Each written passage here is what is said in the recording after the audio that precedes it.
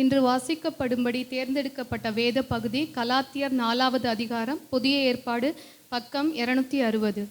பின்னும் நான் சொல்லுகிறது என்னவெனில், சுதந்திரவாளியானவன் எல்லாவற்றிற்கும் எஜமானாய் இருந்தும் அவன் சிறு பிள்ளையாய் இருக்கும் காலம் அளவும் அவனுக்கும் அடிமையானவனுக்கும் வித்தியாசம் இல்லை.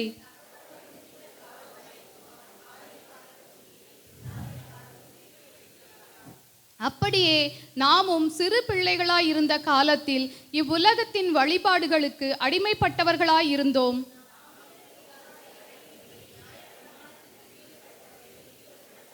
காலம் நிறைவேறின போது ஸ்திரீனிடத்தில் பிறந்தவரும் நியாயப்பிரமாணத்திற்கு கீழானவருமாகிய தம்முடைய குமாரனை தேவன் அனுப்பினார்.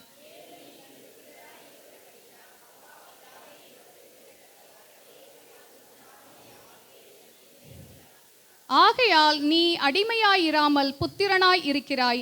நீ புத்திரனே ஆனால் கிறிஸ்து மூலமாய் தேவனுடைய சுதந்திரனுமாய் இருக்கிறாய்.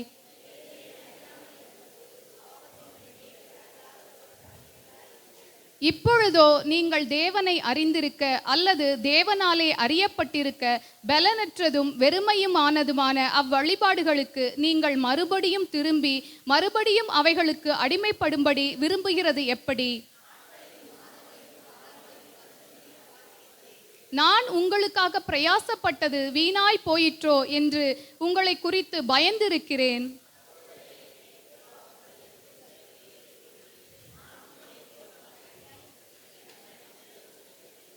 உங்களுக்கு தெரிந்திருக்கிறபடி நான் சரீர பலவீனத்தோடு முதலாம் தரம் உங்களுக்கு சுவிசேஷத்தை பிரசங்கித்தேன்.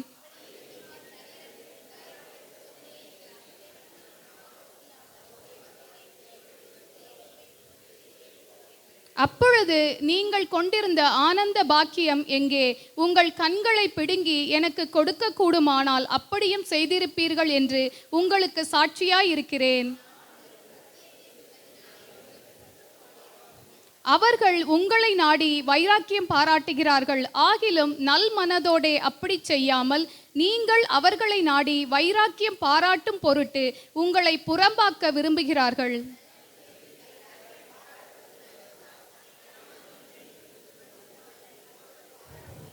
என் சிறு பிள்ளைகளே, கிறிஸ்து உங்களிடத்தில் உருவாகும் அளவும் உங்களுக்காக மறுபடியும் கர்ப்ப வேதனைப்படுகிறேன்.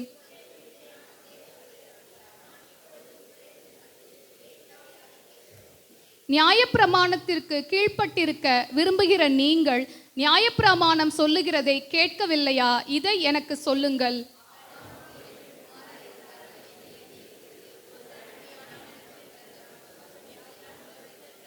அடிமையானவளிடத்தில் பிறந்தவன் மாம்சத்தின் படி பிறந்தான், சுயாதீனம் உள்ளவிடத்தில் பிறந்தவன் வாக்குத்தத்தத்தின் படி பிறந்தான்.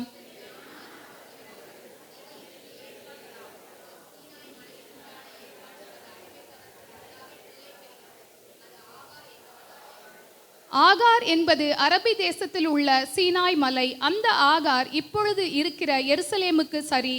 இவள் தன் பிள்ளைகளோட கூட அடிமைப்பட்டிருக்கிறாளே.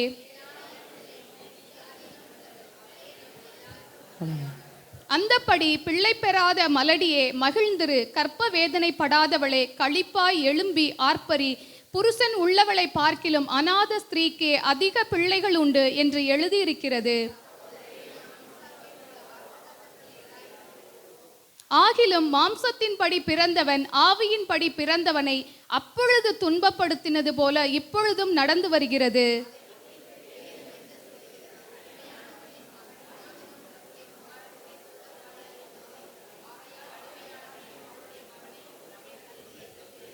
எல்லோரும் சேர்ந்து வாசிப்போமாக.